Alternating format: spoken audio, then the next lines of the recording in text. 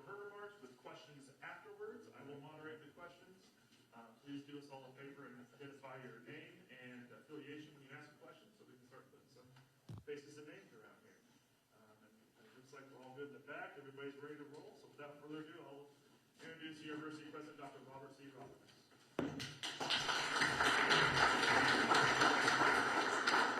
Thank you, Matt, and good morning, everyone. Thank you for joining us today as we welcome an exceptional new leader of our Department of Athletics. I don't know if Jim Livengood is here, but I'm going to steal his quote. It's a great day to be a Wildcat. I especially want to thank our student athletes, coaches, and staff who make us proud to be Wildcats each and every day.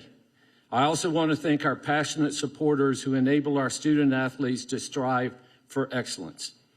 I want to express my appreciation to the Arizona Board of Regents for providing immediate and unequivocal support as we sought to identify and recruit a world-class athletics administrator. I'm also grateful to the very generous donors of this great university whose philanthropic support provided us with the funding that allowed us to secure Desireé and to extend and increase Coach Lloyd's compensation.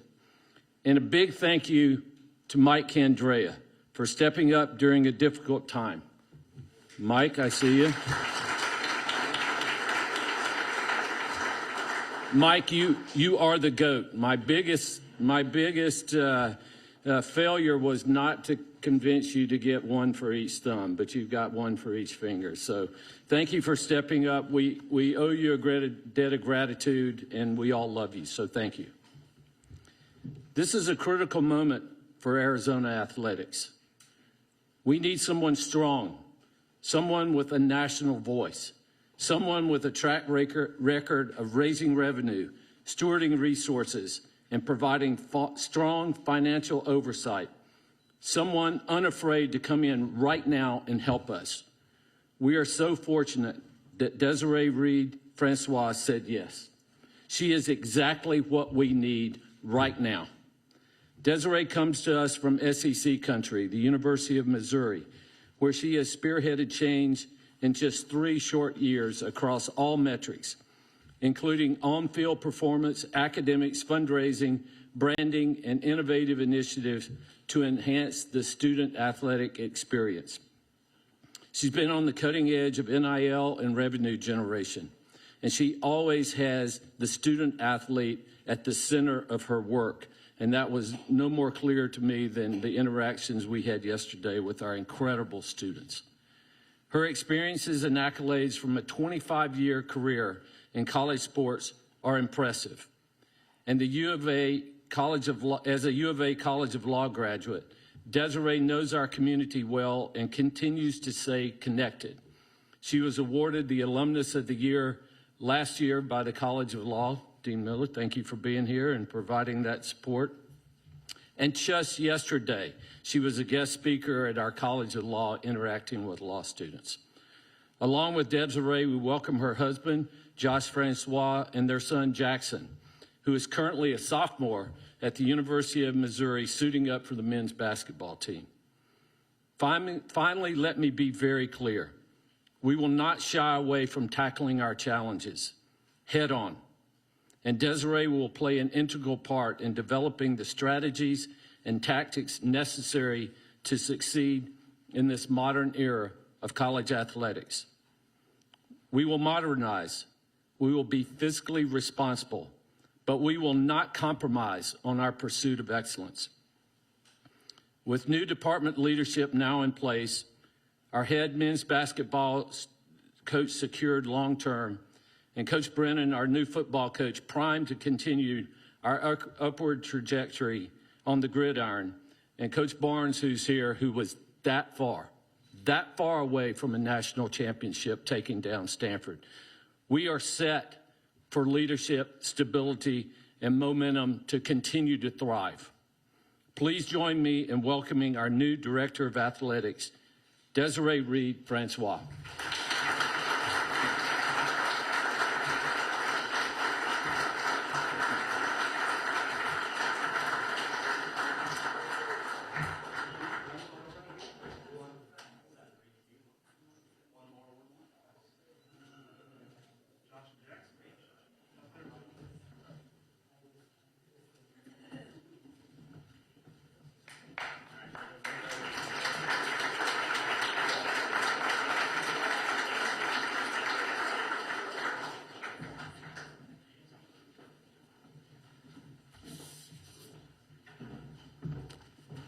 think we had to get a larger jersey for the size of the last name. So, but thank you. Good morning. It's great to be here. Thank you to my student athletes for coming. Grace, it was so wonderful to walk in and see you. So just automatically kind of made things a little more special. So thanks for running from practice. So good morning, everyone. First and foremost, I want to express my sincere gratitude to President Bobby Robbins and the Arizona Board of Regents for this incredible opportunity to serve as your Director of Athletics. Your leadership and your vision, you've set the stage for an incredible future, and I'm honored to be a part of it. Reflecting on my journey to this moment, I wish that you wouldn't have come, Dr. Jordan Curtis. No, I'm just kidding. But it's amazing to see you, so thank you. I'm reminded of a time in my life that solidified my connection to this university. On September 10th of 1994, my brother experienced a life-altering accident. It was my first year in law school here in Tucson, and amidst the chaos and uncertainty, the University of Arizona extended a compassionate hand, providing support when I needed it the most. I am forever grateful.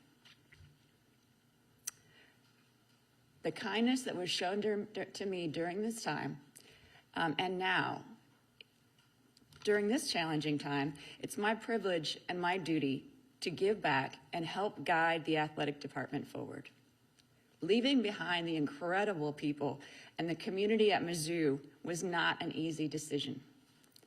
The student athletes, I gave birth to one of them, the staff, the coaches, incredible people, the President Choi and the Tiger fan base, the SEC, Commissioner Sankey are incredible, and I am forever grateful for the experiences and my friendships that were forged there. They will last a lifetime. However, when the opportunity arose to return to the University of Arizona, the only place I would have considered leaving Mizzou for, I knew it was a chance I could not pass up. I also would be remiss if I didn't say thank you to my husband, Josh, who's here, and my son, Jackson. Thank you for going on this incredible journey with me. Let's give them a round of applause.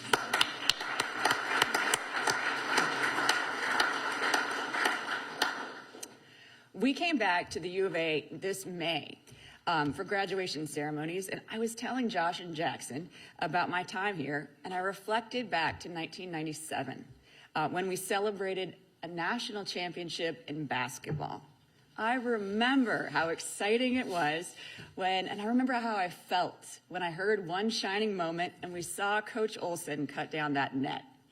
We're gonna raise banners here. We're gonna cut down more nets, folks. And while these are challenging times in college athletics, you know what challenges bring? Challenges bring opportunities. And I am so filled with excitement for the journey ahead. The championship past of this university serves as a testament to the extraordinary talent, the dedication, and the passion that exists within our athletic program. As we move forward, my vision is to build upon this storied history and work tirelessly towards a championship future. I am eager to immerse myself in the vibrant culture of Wildcat athletics as it is today in Tucson, to get to know our student athletes and to collaborate with each and every one of you to achieve our collective goals. Together, we will strive for excellence, both on and off the field. We'll foster a culture grounded in our core values, guided by our responsibility we have to provide a championship experience on and off the field of play for our student athletes, and galvanized by the reality that a successful athletic program, it brings our state and our region together like nothing else, and it propels us forward to unparalleled success. In closing, I want to again express my sincere gratitude to President Bobby Robbins, the Arizona Board of Regents, and the entire Wildcat community for entrusting me with this incredible opportunity. I look forward to hitting the ground running, and Wildcat Nation, please know I will work very hard every single day to make you proud. Thank you, and bear down, Arizona.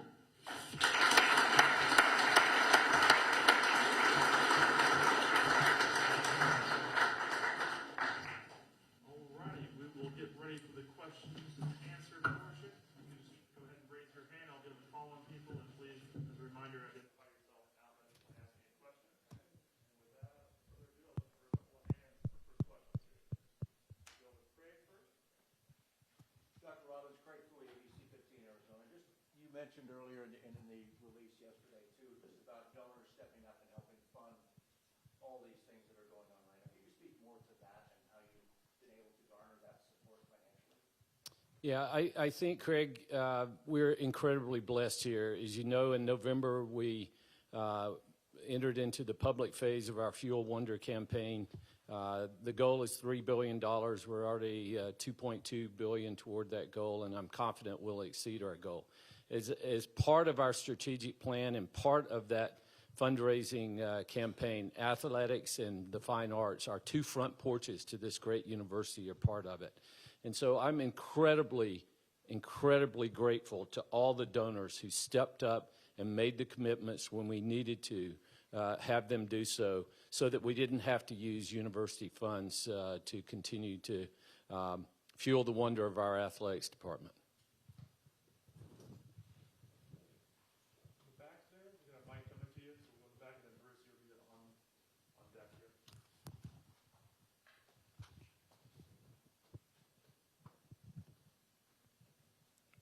Desireé, Jack Bartlett, Cronkite News. I think it was about a month ago, there was an anonymous $62 million donation made to the University of Mizzou Athletics Department. I'm just curious how you were able to cultivate not only a strong NIL collective at Mizzou, but also cultivate a strong fan base that donates generously. Thank you. Nice to meet you. Yes, and that call yesterday, I was actually with the dean. You know, I spoke to the law school yesterday, and I was with the dean when I called that donor to tell him about me leaving. So thank you. You weren't, it was like, surprise, here, I'm here. But thank you for driving yesterday and being a part of that. How we were able to cultivate that gift, that particular supporter is an incredible supporter, incredible person that just genuinely cares about the University of Missouri. It was a really difficult call to make yesterday because I know he believed in the direction and the trajectory, but I know he still believes. And the University of Missouri is an incredible place, and they are on a great path, and I cannot wait to cheer for them from afar. How we cultivate donors is one person at a time. We do what we say we're going to do. We live our core values. We get to know people and find out where their passion lies and align those passions with what the department's needs are and how we can propel us forward into the future. So I love fundraising because you get a chance to be able to meet people where they are, hear their stories, and everybody has this incredible story and incredible memories. Like I said, when I was here in law school in '97 when we won the national championship, I bet there's a lot of people in this room that remember where they were and how they felt. So aligning memories with passions for philanthropy, it's really special. Thank you for asking. All right, we'll go to Bruce there, row 2. You know, one thing, if I can just add a little bit more, you asked about, I think I didn't answer your fan question. When it comes to, I'm really big on listening.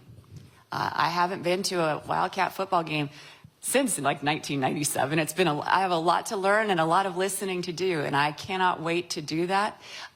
If to our fans that are listening right now, I apologize on the front end. I send out a lot of surveys. I love surveys, and then what we do is we're going to respond to those surveys and we're going to make adjustments because we want to provide a game day atmosphere that's second to none. And we can't do that unless we hear about your experiences and then we make adjustments. So fans bring this incredible energy. I can't wait to meet our students too. Students bring this vibrancy that is so incredibly special that cannot be replicated, but it all starts with listening to our people first.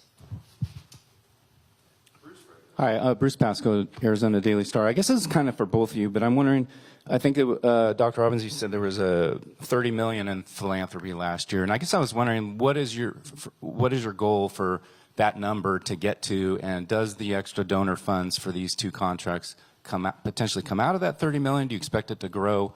You know, what is that, especially considering the current situation? Yeah, Bruce, I'm not familiar with the $30 million you're talking about. Can you clarify? You were quoted on it in our, I think, faculty senate, according to what we had. Oh, there's a $30 million deficit in the Department of Athletics. No, it was the philanthropy as part of your revenues for fiscal 22, I believe. Well, I don't remember the quote, but you've obviously got it. I think what I probably said, Bruce, is that because we have a $30 million deficit in the Department of Athletics, we need to grow revenue. One way that works is increasing philanthropy. And so, a $30 million goal for philanthropy, we have the data on our fundraising compared to our Big 12 peers that we're going to be transitioning into in July. So I think a $30 million a year goal will be a good one to have, but I'm going to let the boss, say what she thinks the goal should be. She may think it's 50. I don't know, but I think that's the context in which I made the comment about 30 million. Yeah, I have an older, one of the NCAA reports, and I think it was 20 million back a few years ago. So I assumed it maybe went up, and I was just wondering, do you kind of think maybe it could even get to 40 or 50 in the next few years, or what are the, did the goals get even bigger? Yeah, well, again, I'll let Desireé make a comment specifically around athletics. I can tell you that we have a $3 billion goal that, as I said before, I am confident we're going to exceed. Athletics is a big part of that. We've already had tremendous support from our donors to support the athletics programs, and I think it will continue to grow, especially under Desiree's leadership.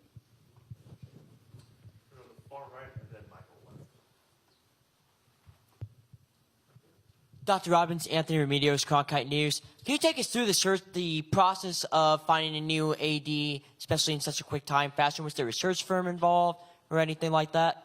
There was not a search firm involved, but as I said in my remarks, the regents have been very supportive of going out and finding an absolute world-class talent that we did. We found the best person that I think fits our culture, understands our culture, and has a proven track record of success. I talked to hundreds of people around the country, talked to many different presidents, corporate leaders, donors, other athletic directors, coaches, people from the business community, and that led us every time to Desireé. So I'm incredibly grateful that you said yes, and you're bringing your talents back to Tucson, Arizona. Yeah, Michael Lev with the Arizona Daily Star. This question is for Desireé. Dr. Robbins mentioned the $30 million deficit that athletics has been running, and according to your bio, you were able to kind of turn things around financially at Mizzou. How were you able to do that, and what are some of the plans you have conceived of to turn things around financially here at Arizona? Thank you. And I'm sorry, could you tell me your name again? It's Michael Lev with the Arizona Daily Star. Michael, nice to meet you. And so in terms of, oh, he was making emotions. No. In terms of how we're going to turn it around, challenges are opportunities. I said that in my opening remarks. And what we're going to do is we're going to dive into that budget. I talked to the staff yesterday, and we talked about priorities that we have for the first couple months. And one of those priorities is that we've got to dive into that budget and figure out where we are, where there's opportunities for growth, do some data analytics, look at where do we compare with the rest of our Big 12 comparators, and then kind of if there's where there's opportunities for growth, then we're going to figure out how we're going to do it, and let's look at our protocols, look at our best practices. It's the same thing we did at Missouri as well. I haven't met very many athletic departments that say, hey, we've got so much money, we don't know what to do with it. So this is not a problem that's incredibly unique. But what we have to do is just be very diligent in our approach and very thoughtful. Let's listen and let's learn and let's analyze and put together the best plan and move forward. And by the way, if I may say, I was a little awkward in my opening remarks when I saw Dean Jordan Curtis. Thank you very much for being here. She was one of the deans when I was in law school. And one of the reasons why I'm here today is because of how she helped me. So thank you.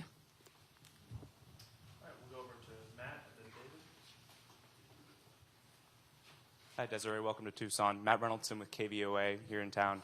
I wanted to ask you about how you approach your relationship with student athletes, because obviously there are hundreds of student athletes here. You're obviously starting that and started it last night at McHale. But what's your philosophy overall on connecting with individuals and then connecting with your coaches as well? It's the best part of what I do. It is we talked about it yesterday. And when I'm having a hard day, maybe when I'm analyzing the budget, I don't know. No, I'm just kidding. When I'm having a hard day, I'll go over to the cafeteria where the student athletes eat, the training table, and I just go, they don't know this yet, but I just go and sit down with random teams. And I do this like once every 2 weeks. And I listen to them, and I hear about their hopes and their dreams. And it's the best part of what we do. I'm in this business because I know about how the student athlete experience impacts people's lives. I couldn't fix my brother, but I can make sure that every single one of these student athletes have a world-class experience. But that world-class experience, I can't give that to them if I don't listen to them. And that's just the best part of what I do. So we do it in a very, in an informal way, in terms of I go and I have lunch with them. I meet with our SAC, and then once a week I have a party of five, or I'm sorry, once a month I have a party of 5 luncheon, which are academic advisors. I shared this with them yesterday. We get 5 student athletes from all different teams, and we go and we have lunch, and there's no agenda, but I always end it with, if you were athletic director for the day, what's something that you would do? So, and they also are going to get a bunch of surveys too, because I need their feedback. We got to be in this together. Thank you for asking. All right, go to David Kelly and then over to Steve on the far right. Dr. Robbins and Director Reed-Francois, David Kelly from Wildcats Radio 1290. For Dr. Robbins, just I know the talk in terms of the rebound for the entire university has been 18 to 36 months. Is that the same timeline you're looking for this athletic rebound as well? And for Dr. Reed-Francois, for those of us that don't know the story of your brother, what is that? Is that KTUC, by the way? No, that's KCUB. Well, they're in the family with us. KTUC is one of our stations, yes. But KCUB is 1290. Awesome. I used to intern there way back when. So, okay, let's see. The story of my brother. My brother played football at Chabot Junior College. He was a Prop 48 back then, which he was a linebacker, had bad grades, and so he didn't go off to a 4-year right after college, or right after high school. So he went to Chabot on September 10th of 1994. He was going for the record of the most tackles in the state of California at the time. He made the tackle. He wrapped up his running back, and he was on the ground, and someone just hit his neck and snapped his neck, and he became a quadriplegic. And Dr. Robbins, just the timeline of when you want to see the rebound for athletics, and is that in line with what we've heard in terms of the university's 18 to 36-month plan? Yeah, I would say, we're going to have to be patient. These things don't turn around overnight. There's a whole confluence of factors that came together to get us where we are across the university, and that's the same for athletics. So I think we want to be patient, and we've got to let Desireé come in and do her analysis and get a plan together. I am confident we've got the right person to do that, and I would not be surprised at all. I've learned that Desireé is very competitive, and so I think that she will get this turned around very quickly. There's some structural issues that I think we've been discussing that, it's fairly nuanced, but there are some things that I think will help with athletics that have been costs in the past that my hope is that we can work with her to correct going forward. But I absolutely am confident she will get this turned around, and she'll beat the 18 to 36 month time frame.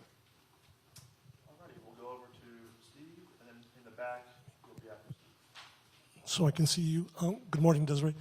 It's been a minute since I saw you in Sacramento about 11 months ago for the tournament. How has the year been for you? And you left a pretty good situation to get here. Could you talk about that last maybe 11 months? Certainly. And just to follow up a little bit on your question, we're going to, it can't be all just me, right? We have a lot of talent. We have so much talent in that athletic department, in our athletic department, and I look forward to linking arms with everyone and coming up with those solutions. So just to follow up, nice to see you. And over the last, we were both in the Sacramento NCAA tournament regional. And so the last 11 months have been, gosh, it's gone by really, really quickly. We had a pretty good football season. We had a pretty good volleyball season. We hired you wanted me to go over what's going on at Missouri in the last 11 months? Just you left a pretty good situation. Oh, okay. And the reasoning why. Oh, okay. I'm sorry. I didn't understand the question very well.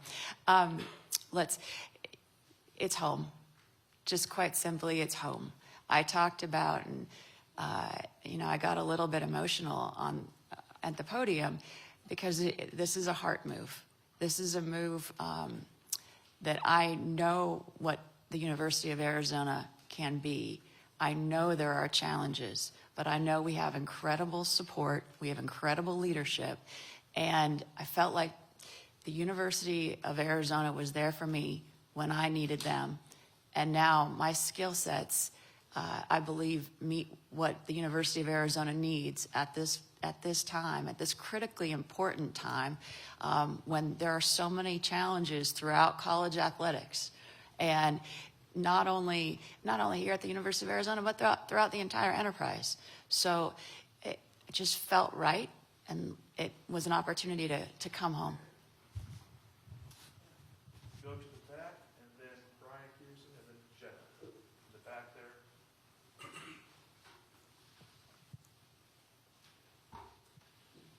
Hi, Desireé. Welcome back to Tucson. I'm John Macaluso with 13 News.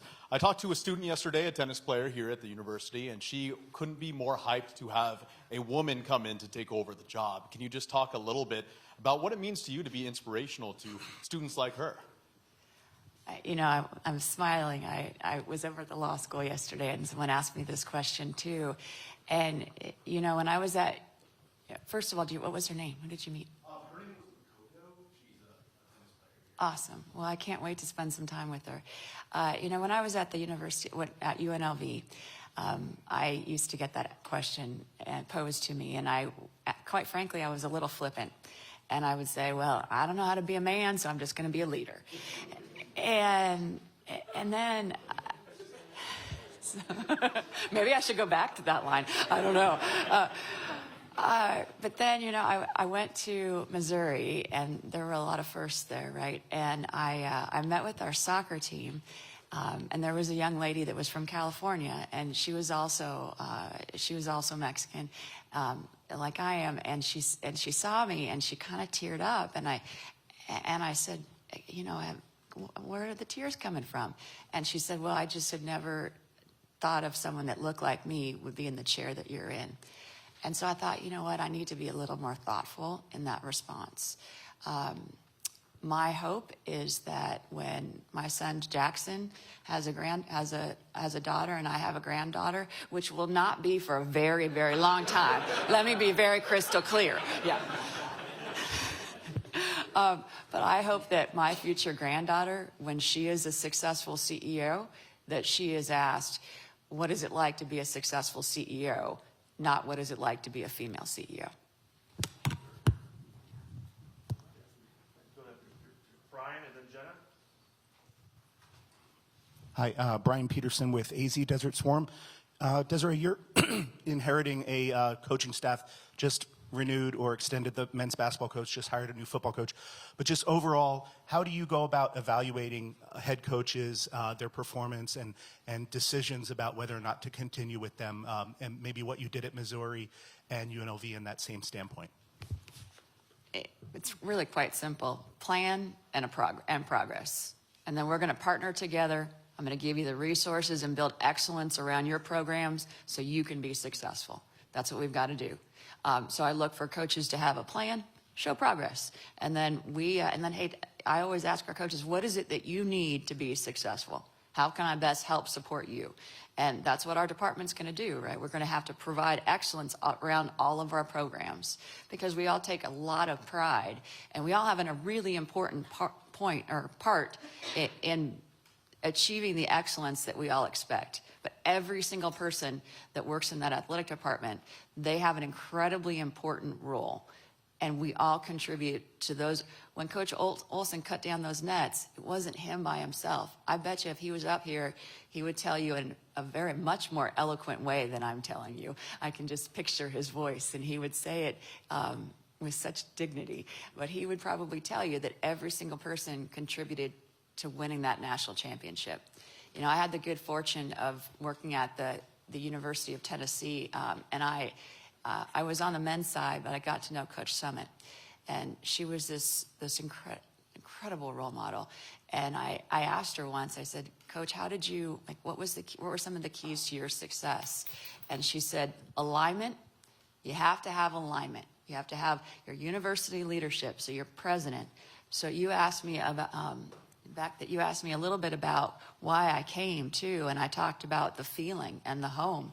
But I also know, like, we have to have alignment. For us to win national championships, you got to have alignment with your president, your athletic director, your coaches, your community, all of our student athletes and staff. We cannot do it by ourselves. So we have to have that. That alignment is critically important. All right. We'll go to Jenna and then Jason.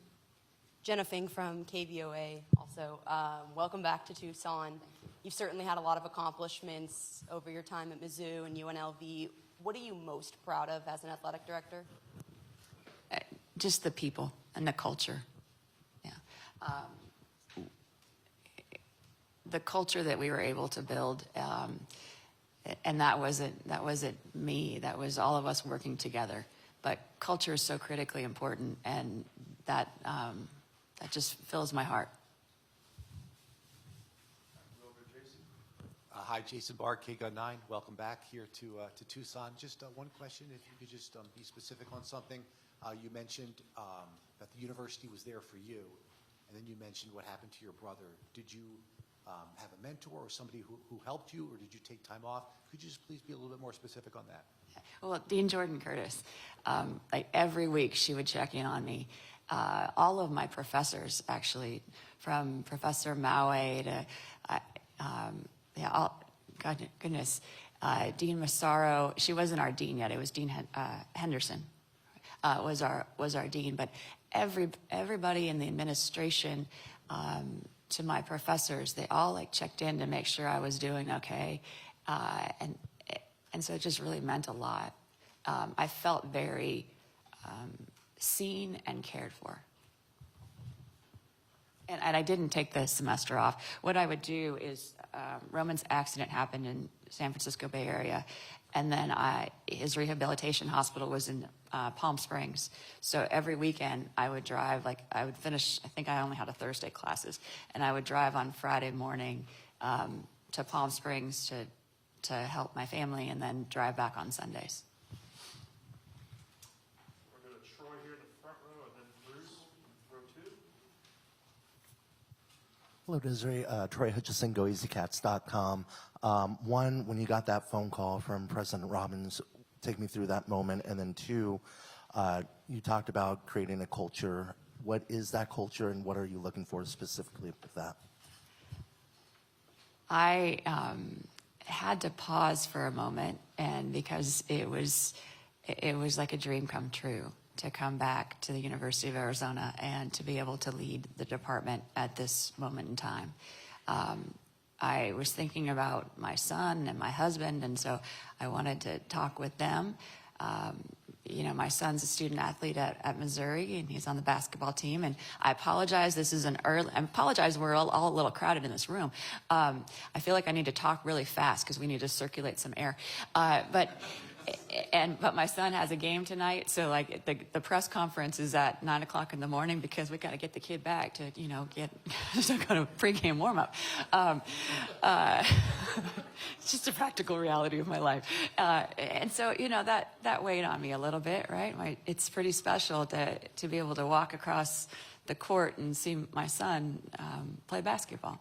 So that weighed on me, but I just thought this just feels right. And so we all talked about it as a family, and my husband was there encouraging me, and he's like, this is going to be great. And so we were excited, and we said a really strong heck yes.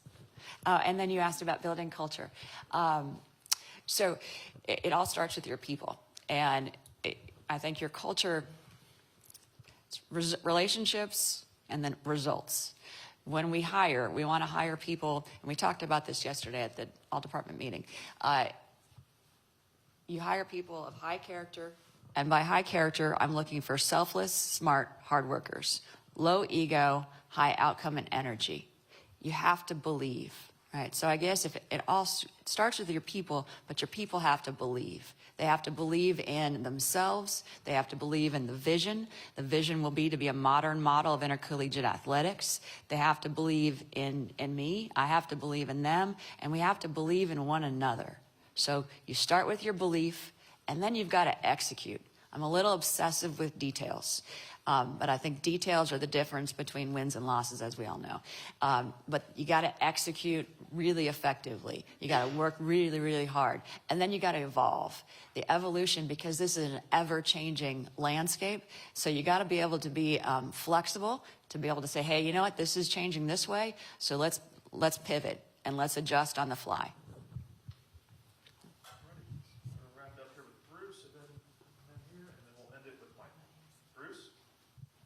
I think, Dr. Robbins, I think you've said the $87 million in loans to athletics might not ever be repaid back. I was just wondering if you two had a plan for any of that, or if it will be forgiven, or if that's part of the analysis to repay any of it.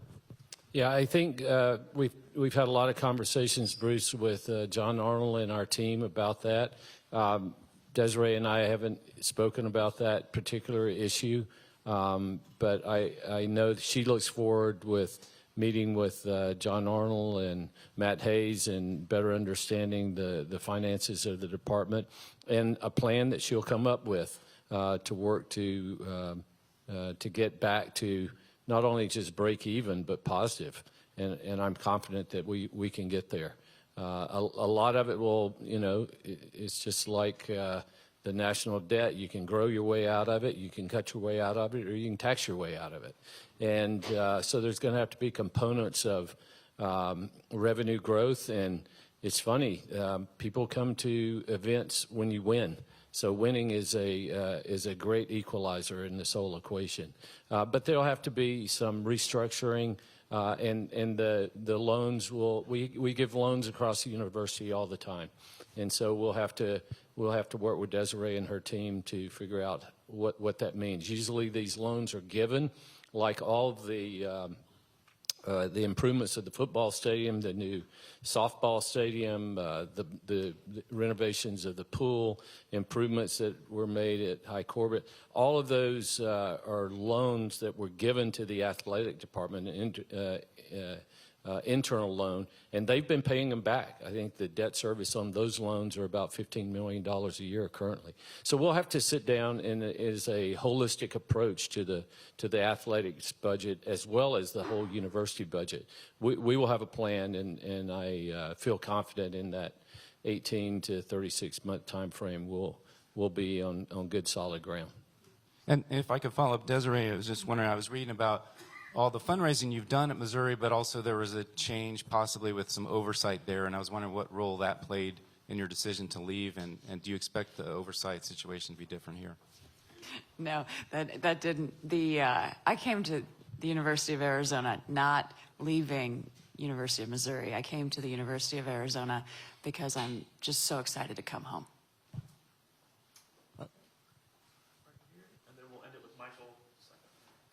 Hi, Desireé. Matt Morris from the UA's Alumni Magazine. I know you were a rower at UCLA back in the day. Can you talk about your experiences as a student athlete and how those experiences influence the way you work as an AD? I was a walk-on rower, not terribly coordinated, just work really hard. and I'm actually really excited about triathlon here. Like we were talking to the triathlon coach yesterday, and kind of want to do an Ironman, but that might require a lot of coordination, and I haven't looked at the bye week, and it's going to take me more than like 9 months to get ready. So I got a lot of work to do, so I'm not like calling my shot yet. But athletics, ever since I was 3 years old and played my first soccer match, athletics has been a huge part of my life. I wouldn't be sitting here in this chair if athletics provided me an opportunity to compete, and it was okay. You weren't judged because you were so competitive in a negative way. You weren't told not to, not to compete. You were encouraged, and I loved it, and it played to my inner DNA. But I also wouldn't be sitting here if it wasn't for higher education. My dad was an 8th grade English teacher. My mom was a school secretary. We grew up in the San Francisco Bay Area, and the importance of education has just been a part of my life. Like I wouldn't be here today if it wasn't for that. And so every day I come to work with a grateful heart that I get to do something so beautiful as to work in college athletics, but also be a part of young people's journey.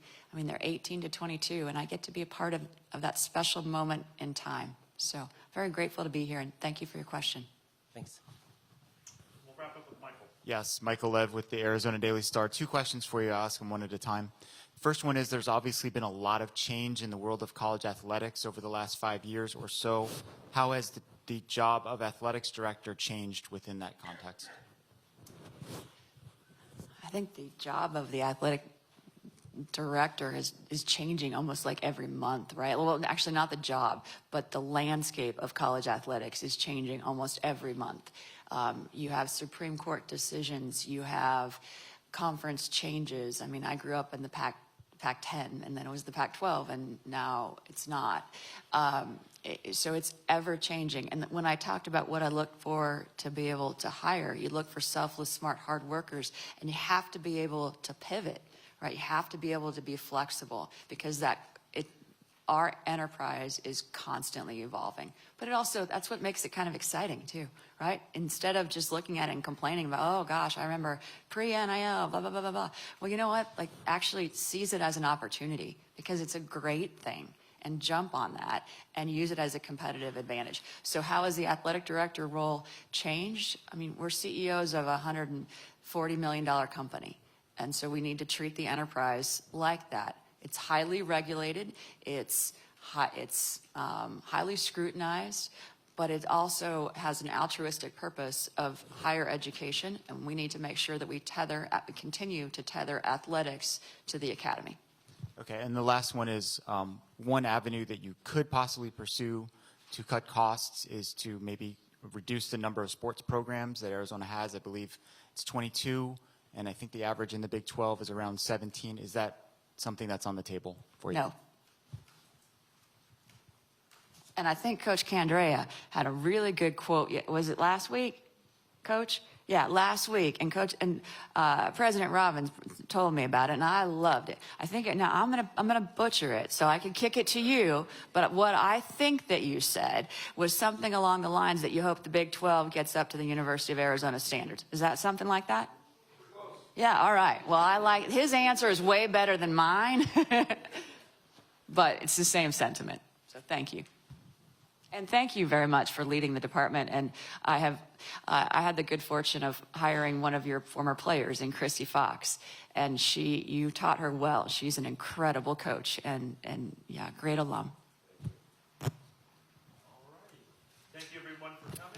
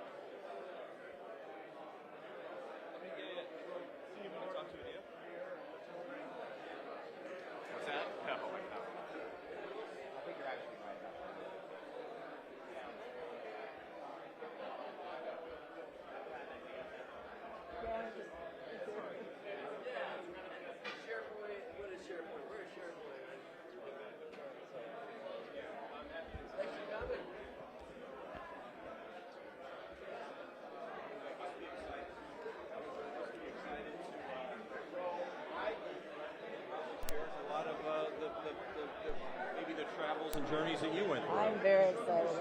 I've heard so many great things about her. Over the last couple of days, she's going to lead this department great.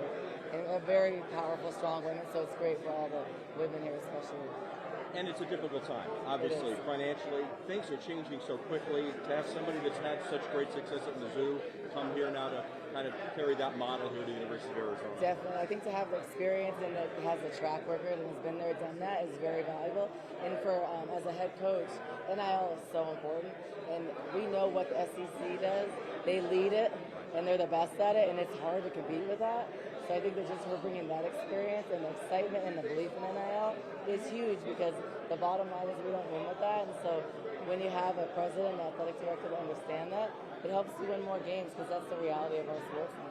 Finally, the meeting you all had yesterday with her must have gone very well. What was kind of the sentiment? What was the takeaway with your other colleagues? Well, yeah, so we had two meetings. We had just like a head coach's internal meeting. Great. Because we were able to ask questions in an intimate setting. Then we had an all-staff department meeting. But I think that her heart is here, and you can feel that. And that's what Arizona's about. My heart's here. I came back, Erica Barnes, all of us, they've played here. It means a little bit more, and it's more special. So I think you then are more invested. And I think also just the leadership and her presence and just the way she speaks. And I think we're all so excited. I walked out there like, yeah, let's go. Just excited, and it is a hard time. We all know that. So we need strong leadership, and I think President Robbins and Desireé can do that. And that's just really important right now for our department to be successful because we want to win championships. That's the bottom line. Thank you. Thank you. Appreciate it. All right. What do you make of first woman to be in the athletic department? I'm sure you're thrilled about that. I'm so thrilled because, when I look at my position, there's only as Power 5 head coaches at a certain level, there's only a couple of us. So I think as a woman, we just to be strong and be a role model, it's very meaningful. And then for me, it's, I definitely want to follow her. Just her voice and her presence, her experience. And I've had friends that have worked for her and with her. I think it's something that we need right now. And I think for the stories she said about some of the athletes who have never seen that, you see it, if you see it, you can be it. And I think there's power in that. And I think that also, it's not just because she's a woman, she's qualified. Her track record speaks for herself. And I'm just excited to work beside her and be led by her. And after the meetings with her that we had yesterday, I'm like, yeah, let's go. I think all the women in the department are like, let's do this thing.